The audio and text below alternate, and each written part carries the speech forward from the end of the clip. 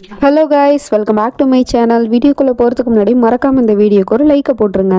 Last பார்ட்டில் நம்ம ஹீரோயினியை நடு ரோட்டில் விட்டுட்டு அவன் பாட்டிக்கு கார் எடுத்துகிட்டு போயிட்டு இருப்பான். என்ன பண்ணுறதுன்னு தெரியாமல் நம்ம ஹீரோயினி முழிச்சிட்டு இருக்கா. அப்போ பார்த்தா போனவன் திரும்ப வரான். சரி, நம்மளை கூட்டிகிட்டு போகிறதுக்காக தான் வரான் போல அப்படின்னு நம்ம ஹீரோயினி பார்த்துட்டு இருந்தா அவன் காரை வேகமாக ஓட்டிட்டு வரான். அப்படியே நம்ம ஹீரோயினை நோக்கி ரொம்ப ஃபாஸ்ட்டாக விட்டா மேலே ஏற்றிடுவான் போல் அந்த மாதிரி தான் ஓட்டிட்டு வரான். உடனே நம்ம ஹீரோயினையும் புரிஞ்சுக்கிட்டு ஆஹா நம்ம மேலே தான் விட்டு ஏற்ற வரான் அப்படின்னு சொல்லிட்டு ஓடிட்டு இருக்கா, உயிரை கையில் பிடிச்சிக்கிட்டு.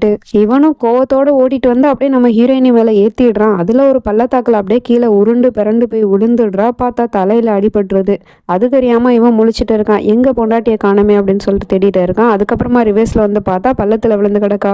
உடனே இவன் பதறி போயிடுறான். ஓடி வந்த பொண்டாட்டியை பார்த்தா நெத்தில வர அடிபட்டுருக்கு. என்னமா ஆச்சு ஜான்வி, உனக்கு நெத்தில வர ரத்தம் வருது, இப்ப நான் என்ன பண்ணுவேன் ஏது பண்ணுவேன்னு தெரியலையே அப்படின்னு சொல்லிட்டு பொண்டாட்டியை தூக்கிட்டு ஓடிட்டு இருக்கான். ஹாஸ்பிட்டல் கூட்டிட்டு வந்துட்டான். ஆனா இன்னுமே பொண்டாட்டி கண்ணு முழிக்கல. அதனால டாக்டரை போட்டு அலக்கழிக்கிறான். எதனால என்னோட பொண்டாட்டி கண்ணு திறக்காம இருக்கா, ப்ளீஸ் டாக்டர் அவளை எப்படியாவது கண்ணு முழிக்க வைங்க அப்படி இப்படின்னு சொல்லிட்டு. சரிப்பா நீ வெயிட் பண்ணுப்பா, நான் செக் பண்றேன் அப்படின்னு சொல்லிட்டு டாக்டரும் செக் பண்ணிட்டு அவங்க மயக்கத்துல இருக்காங்க, நீங்க வெயிட் பண்ணுங்க, ரிப்போர்ட் வந்ததுக்கு அப்புறமா தான் என்ன ஏதுன்னு சொல்ல முடியும் அப்படிங்கிற மாதிரி சொல்லிட்டு போயிட்டாங்க. வீட்டுல வேற பொண்ணையும் மருமகனையும் காணமே, ஃபோன் பண்ணா கூட எடுக்க மாட்டாங்களே, என்னாச்சோ ஏதாச்சோன்னு தெரியலையேன்னு அப்படியே பதறிட்டு இருக்காங்க. ஆனா பாட்டி ஒரு படிக்கு மேல போய் நான் பார்க்கும்போது அவன் என்னோட பேத்தியை ரொம்ப வேகமா கூட்டிட்டு போனான், எங்க போறேன்னு கேட்டது கூட அவன் பதில் சொல்லாம போனான், என்னோட பேத்தி ஏதாவது அவன் பண்ணிட போறான், நான் இப்பவே போலீஸ்க்கு கால் பண்றேன் அப்படின்னு சொல்லிட்டு போலீஸ்க்கே கால் பண்ண போயிடுது. பார்த்தா ஏதோ சத்தம் கேட்குது வெளியில, ட்ரம்ஸ் கொட்டுற சத்தம். உடனே மொத்த ஃபேமிலியும் வெளியே போய் பார்க்குறாங்க. நம்ம ஹீரோயினி இப்போ நார்மலாக வந்து நிற்கிறா. இவன் பாட்டிக்கே டான்ஸ் ஆடிக்கிட்டே இருக்கான், நிறைய ட்ரம்ஸ் அடிக்கிறவங்கள வர சொல்லி. என்ன நடக்குது ஏது நடக்குதுன்னு யாருக்கும் ஒன்றும் புரியல. அப்பதான் இவன் ஒரு குண்டு தூக்கி போடுறான். அந்த மாதிரி என்னோட பொண்டாட்டி அம்மா ஆக போறா, நான் அப்பா ஆக போறேன், நீங்க எல்லாரும் தாத்தா பாட்டி ஆக போறீங்க அப்படிங்கிற மாதிரி சொல்லி டான்ஸ் ஆடிட்டு இருக்கான். குடும்பம் மொத்தத்துக்குமே சந்தோஷம். நம்ம ஹீரோயினி முகத்துல கொஞ்சம் கூட சந்தோஷம் தெரிகிற மாதிரியே இல்லை.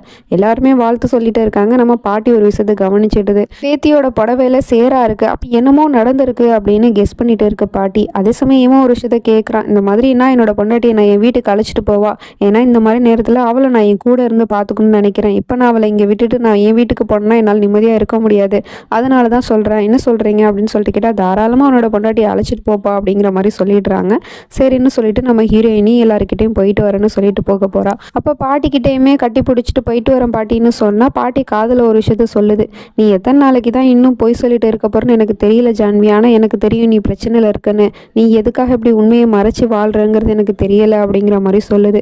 அதுக்கு இவ கண் கலங்கிக்கிட்டே அங்கேருந்து போயிடுறா. சரி பாட்டி நான் போயிட்டு வரேன் அப்படின்னு சொல்லிட்டு வீட்டுக்கு போனால் இவன் பொண்டாட்டியை தூக்கிக்கிட்டே வந்து சோஃபாவில் உட்கார வச்சுட்டு நீ எங்கேயும் போகக்கூடாது, இங்கேயே உட்காரு, நான் உனக்காக டின்னர் ரெடி பண்ணிட்டு வரேன் அப்படிங்கிற மாதிரி சொல்லிட்டு அவனே பொண்டாட்டிக்காக சமைக்க போயிடுறான். அப்போ அவள் பர்மிஷன் கேட்குறா, இந்த மாதிரி என்னோட சாரீ ஃபுல்லாக வந்து சேரா இருக்கு, நான் போய் சேஞ்ச் பண்ணிட்டு வருவான்னு கேட்டால் தாராளமாக போயிட்டு வாமா, நான் அதுக்குள்ளே டின்னர் ரெடி பண்ணி வைக்கிறேன் அப்படிங்கிற மாதிரி சொல்லி அனுப்பி வச்சிருக்கான். உடனே நம்ம ஹீரோயினியும் பாத்ரூமுக்கு வந்துடுறா. உள்ள வந்ததும் நடந்ததெல்லாம் யோசிச்சு பார்க்குறா. இன்னைக்கு ஃபுல்லாக புருஷங்காரன் பண்ண கொடுமையெல்லாம் நினச்சி பார்த்துட்டு இருக்கா. கொஞ்சம் நஞ்சமாக பாடா படுத்தி எடுத்தான், அது எல்லாத்தையுமே நினச்சி பார்த்துட்டு இப்போ இந்த மாதிரி நேரத்தில் இதை நினச்சி நம்ம சந்தோஷப்படுறதா இல்லை புருஷன் பண்ண கொடுமையை நினச்சி அழுகிறதான்னு தெரியாமல் ஓண்டு ஒப்பாரி வச்சு அழுதுட்டு இருக்கா. அப்போ அழுக கூட விடாமல் அவன் வந்து டோருக்கிட்ட வந்து கதவை தட்டிட்டு இருக்கான்.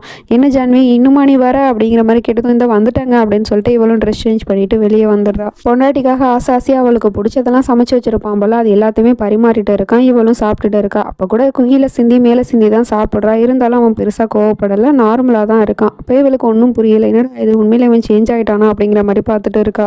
நைட்டு தூங்கும் போது கூட இதை பற்றி தான் யோசிச்சுட்டு இருக்கா. என்ன நடக்குது என்னோட வாழ்க்கையிலன்னு எனக்கு ஒன்றும் புரியல. இப்போ திடீர்னு இந்த குழந்தை என்னோட வயிற்றுல வந்திருக்கு, ஒருவேளை இந்த குழந்தை வந்து தான் என்னோட புருஷனை மாற்ற போதா அப்படிங்கிறது தெரியல, எல்லாமே கடவுளுக்கு தான் வெளிச்சம் அப்படிங்கிற மாதிரி நினச்சிட்டு தூங்குறா.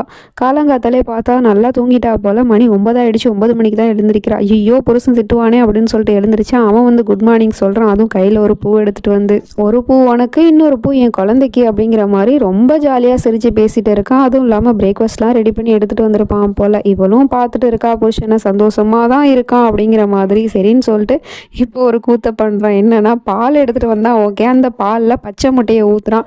அதை ஊற்றி கலக்கி நம்ம ஹீரோயின்கிட்ட கொடுக்குறேன். என்னங்க இது அப்படின்னு சொல்லிட்டு கேட்டால், இது புரோட்டீன் ஜான்வி, நம்ம குழந்தைக்கு புரோட்டீன் சத்துலாம் வேணும்ல, அதனால தான் கொடுக்குறேன், கல்ப்பா அடிச்சிடு அப்படிங்கிற மாதிரி சொல்லி கொடுக்குறான். சரின்னு சொல்லிட்டு நம்ம ஹீரோயின் வேற வழியே இல்லாமல் அதை குடிக்க போறா. இருந்தாலும் இவ வந்து வெஜிடேரியன் இல்லையா, ரொம்ப வந்து பிடிக்கல போல, வாமிட்டாக வருது.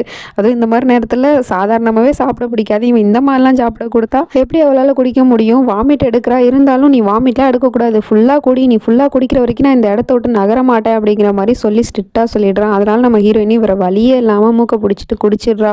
அப்புறமா உனக்காக ஒரு சர்ப்ரைஸ் வச்சிருக்கேன் ஜான்வி, நீ ரெடி ஆகிட்டு வா அப்படிங்கிற மாதிரி சொல்லிடுறான். என்ன பண்ண போறான்னு என்னன்னு தெரியல நம்ம ஹீரோயினி முழிச்சிட்டு இருக்கா. பார்த்தா ஹாலுக்கு பொண்டாட்டியை கண்ணை பொத்தியே அழைச்சிட்டு வரான். என்ன ஆச்சு, என்ன சர்ப்ரைஸ் பண்ண போறான் அப்படின்னு சொல்லிட்டு பார்த்தா பொண்டாட்டிக்காக ஒரு புது டிவி வாங்கி வச்சிருக்கான் போல. இத்தனை நாளா இந்த வீட்டில் ஃபோனும் கிடையாது, டிவியும் கிடையாது, பொழுதுபோக்குக்கு எதுவுமே இல்லாத நம்ம ஹீரோயினிக்கு இப்போ ஒரு டிவி வாங்கி கொடுத்துருக்கான். இதை நினச்சி நம்ம ஹீரோயினி ரொம்ப சந்தோஷப்படுறா. தேங்க்யூங்க அப்படின்னு சொல்கிறா. சரி ஆன் பண்ணி பாருமா அப்படின்னு சொல்லிட்டு ஆன் பண்ண சொன்னால் ஆன் பண்ண உடனே அனிமல்ஸ் சேனல் தான் வருது. அதை பார்த்துட்டு இப்போ பயந்து போய்ட்றா.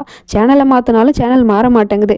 ரிலாக்ஸ் ஜான்வி, எந்த சேனலும் மாறாது, இந்த ஒரே ஒரு சேனல் மட்டும் தான் வரும், இதை தான் நீ டெய்லியும் பார்க்கணும் அப்படின்னு வேற சொல்லிட்டு இருக்கான். ஏன்னா இதை நீ டெய்லியும் பார்த்தா தான் நம்மளோட குழந்தையும் இந்த அனிமல்ஸ் மாதிரியே ஸ்ட்ராங்காக வளரும் அப்படிங்கிற மாதிரி சொல்லிட்டு போயிடுறான். அட பாவி, இதுக்கு நீ வாங்கி கொடுக்காமலே இருந்திருக்கலாமே இந்த டிவியை அப்படிங்கிற மாதிரி தான் இருக்குது. அதே சமயம் நம்ம ஹீரோயினோட ஃப்ரெண்டுக்காரன் வந்து தங்கச்சிக்கிட்ட ஃபோன் பண்ணி எல்லா உண்மையும் சொல்லிடுறான். இந்த மாதிரி நீ நினைக்கிற அளவுக்கு உன்னோட மாமங்காரன் நல்லவன் கிடையாது, அவன் வந்து உன்னோட அக்காவை ரொம்ப கொடுமைப்படுத்துறான், அதுக்கு தகுந்தாப்புல உன் அக்காவும் பொய் சொல்லிட்டு அலையிறா அப்படிங்கிற மாதிரி எல்லா விஷயத்தையும் சொன்னா அவன் நம்ப மாட்டேங்கிறா. இங்க பாரு, தேவையில்லாம என்னோட மாமாவை பத்தி தப்பு தப்பா பேசாத, அவரை பத்தி உனக்கு என்ன தெரியும், இனிமேல் எனக்கு ஃபோன் பண்ணாத அப்படின்னு சொல்லிட்டு ஃபோனை கட் பண்ணிடுறா. அப்படி இவன் ஃபோன் பேசிட்டு இருக்கும் போதே பார்த்தா எதிர்த்தாப்புல அந்த நம்ம ஹீரோயினோட அப்பாவை வந்து திருடன்னு சொல்லிட்டு எல்லாரும் சேர்ந்து அடிச்சிட்டானுங்கல்ல, அதுல ஒரு ஆள் வந்து அந்த பக்கமா போயிட்டு இருக்கான். ஒளிஞ்சு ஒளிஞ்சு எங்க போறான்னு தெரியல. அவனை ஃபாலோ பண்ணிட்டு இவனும் பின்னாடியே போறான். அப்படி போற இவனை போலீஸ்காரனும் நோட்டை விட்டுட்டு தான் இருக்கான். என்ன நடக்குது அப்படிங்கிறது ஒன்றும் புரியல. இந்த விஷயத்த ஃபோன் பண்ணி நம்ம ஹீரோ கிட்ட வர சொல்றான். இந்த மாதிரி நீங்க சொன்னீங்கல்ல, அந்த சஞ்சய்ங்கிற பையன் வந்து அந்த ஆளை ஃபாலோ பண்ணிட்டு போறான் அப்படின்னு சொன்னா, சரி நீ அவனை க்ளோஸா வாட்ச் பண்ணு அப்படின்னு சொல்லிட்டு ஃபோனை கட் பண்ணிடுறான். ஆஃபீஸ்க்கு போய் பொண்டாட்டியை வாட்ச் பண்ணிட்டு இருக்கான் நம்ம ஹீரோயினியை. அப்போ பார்த்தா அலாரம் சவுண்டு கேட்குது. உடனே நம்ம ஹீரோயினி அலாரத்தை ஆஃப் பண்ண பார்க்குறா. என்னது திடீர்னு அலாரம் அடிக்குது அப்படின்னு சொல்லிட்டு பார்த்தா அதுக்கு கீழே ஒரு பேப்பர் எழுதி வச்சுட்டு போயிருக்கான் போல புருஷன்.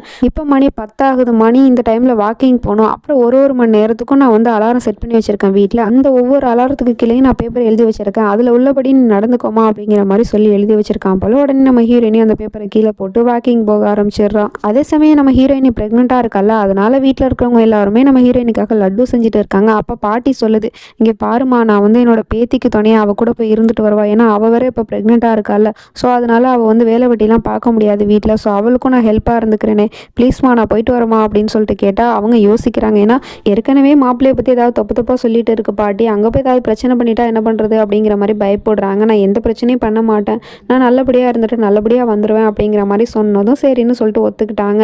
நம்ம ஹீரோ கிட்ட இதை பற்றியும் கேட்குறாங்க. இந்த மாதிரி பாட்டி வீட்டுக்கு வந்து தங்கணும்னு ஆசைப்படுறாங்கப்பா, நீ என்ன சொல்கிற அப்படின்னு சொல்லிட்டு கேட்டால் அவனுக்கு சுத்தமாக பிடிக்கவே இல்லை. இருந்தாலும் வேறு வழியே இல்லாமல் சரி வரட்டும் அப்படின்னு சொல்லிட்டு ஒத்துக்கிறான். அதனால பாட்டியும் கிளம்பிடுது பேத்தி வீட்டுக்கு. அதே சமயம் இப்போ மணி 11 போல் 11 மணிக்கு ஒரு அலாரம் அடிக்குது. அதில் வந்து என்னென்னா, இந்த மாதிரி ஒரு கசாயம் நான் வச்சுருக்கேன், அதை எடுத்து குடி அப்படிங்கிற மாதிரி எழுதியிருக்கான். சரின்னு சொல்லிட்டு அங்கே இருக்கிற டேபிளில் இருக்கிற கசாயத்தை ஊற்றி குடிக்க போனால் அது கெட்டனாத்தான் அடிக்குது. என்ன கருமத்தை ஊற்றி வச்சுட்டு போனான்னு தெரில.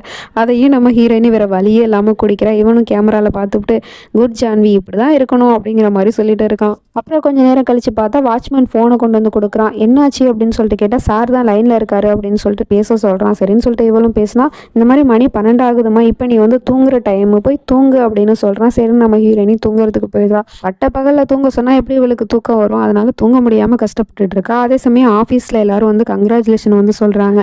இந்த மாதிரி உங்களுக்கு புது கான்ட்ராக்டும் கிடச்சிருச்சு, அதே சமயம் உங்கள் ஒய்ஃபும் ப்ரெக்னெண்ட்டாக இருக்காங்க, கூடிய சீக்கிரம் உங்கள் வீட்டுக்கு ஒரு மகாலட்சி வரணும்னு நான் வாழ்த்துறேன் அப்படிங்கிற மாதிரி சொல்லிட்டு அந்த வயசானவர் பேசிகிட்டு இருக்காரு. உடனே இவனுக்கு செம கோவம்ன்றது, கையில் இருக்கிற ஸ்டிக்கை வச்சு மரட்டிக்கிட்டு இருக்கான். என்ன சொன்ன நீ, என்ன சொன்ன, பொண்ணா பிறக்கும் எனக்கு அப்படின்னு சொல்லிட்டு கேட்டால், ஆமாம் சார் இதில் என்ன இருக்குது அப்படின்னு சொல்லிட்டு கேட்டால், இல்லை பொண்ணு பிறக்கக்கூடாது, எனக்கு பையன் தான் பிறக்கணும் அப்படிங்கிற மாதிரி சொல்லிட்டு இருக்கான். ஆமாம் உங்களுக்கு பையன் தான் பிறக்கும் அப்படின்னு சொல்லிட்டு அவரும் சொல்லிடுறாரு. பையன் தான் பிறக்கணும், பையன் மட்டும் பிறக்கலை அப்படிங்கிற மாதிரி சொல்லிட்டு இப்போவே இதை நான் கன்ஃபார்ம் பண்ணிக்கிறேன் அப்படின்னு சொல்லிட்டு நேராக வீட்டுக்கு கிளம்பி வரான். நம்ம ஹீரோயினி இங்கே தூங்க முடியாமல் கஷ்டப்பட்டுட்டு இருக்கா. பார்த்தா அவன் வர சவுண்டு கேட்குது, காரு வந்து ஹார்ன் அடிக்கிற சவுண்டு கேட்குது. உடனே இவளும் தூங்குற மாதிரி ஆக்டிங்கை போட்டுட்டு இருக்கா.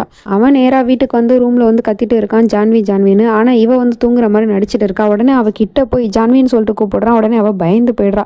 உண்மையை சொல்லு, நமக்கு பையன் பிறக்குமா பொண்ணு பிறக்குமா அப்படின்னு சொல்லிட்டு கேட்குறான். நம்ம ஹீரோயினிக்கு ஒன்றுமே புரியல. என்ன சொல்கிறீங்க அப்படின்னு சொல்லிட்டு கேட்டால், உண்மையை சொல்லு, பையன் பிறப்பானா பொண்ணு பிறப்பாளா அப்படின்னு சொல்லிட்டு கேட்டால், கடவுளுக்கு தாங்க தெரியும் அப்படின்னு சொல்கிறா. என்ன கடவுளுக்கு எப்படி தெரியும் நம்ம வாழ்க்கையில் என்ன நடக்குதுன்னு, நீ சொல்லு, நீ தானே இந்த குழந்தைய சுமக்கிற, அப்போ உனக்கு தெரியாதா, உன் வயிற்றுல கையை வச்சு சொல்லு, நமக்கு பையன் பிறப்பானா பொண்ணு பிறப்பாளா அப்படின்னு சொல்லிட்டு கேட்டா, இவளும் வேற வழியே இல்லாமல் பையன் தாங்க அப்படிங்கிற மாதிரி சொல்லிடுறா. ஏன்னா பொண்ணுன்னு சொன்னால் இவன் கோவப்படுவான் போல அப்படிங்கிற மாதிரி யோசிச்சுட்டு தான் சொல்கிறா. உடனே அவனும் சந்தோஷப்படுறான். எனக்கு தெரியும் ஜான்வி, எனக்கு தெரியும், எனக்கு பையன் தான் பிறக்க போகிறான்னு எனக்கு நல்லாவே தெரியும், இருந்தாலும் நான் உங்ககிட்ட கேட்டு கன்ஃபார்ம் பண்ணிக்கணும்ல, அதனால தான் நான் கேட்டேன். எனக்கு பையன் தாம்மா பிறப்பான், ஏன்னா இந்த விராஜ் டோப்ராயில் ஆம்பளை சிங்கம், அப்படி இருக்கும்போது இந்த சிங்கத்துக்கு பிறந்தது சிங்க குட்டியாக தானே இருக்க முடியும். முடியும் அப்படிங்கிற மாதிரிலாம் பேசிட்டு இருக்கா. நம்ம ஹீரோயினுக்கு ஒன்றும் புரியலை. ஒருவேளை பொண்ணாக பிறந்துட்டா நம்மளை ஒரு வழி பண்ணிடுவான் போல அப்படிங்கிற மாதிரி முழிச்சிட்டு இருக்கா. ஃபியூச்சர்லேயுமே பொண்ணு தானே பிறக்குது, அப்போ என்ன பண்ணியிருப்பா நம்ம ஹீரோயினியை என்னங்கிறது தெரியல. வெயிட் பண்ணி தான் பார்க்கணும். அப்புறம் நம்மளோட அந்த அனதர் சேனல் இருக்குல்ல, ட்ராமா வாய்ஸ் ஓவர் 2.0, அந்த சேனலையும் கொஞ்சம் சப்ஸ்கிரைப் பண்ணி வச்சுக்கோங்க. அதுலேயும் உங்களோட சப்போர்ட் எனக்கு கொடுங்க. ஏன்னா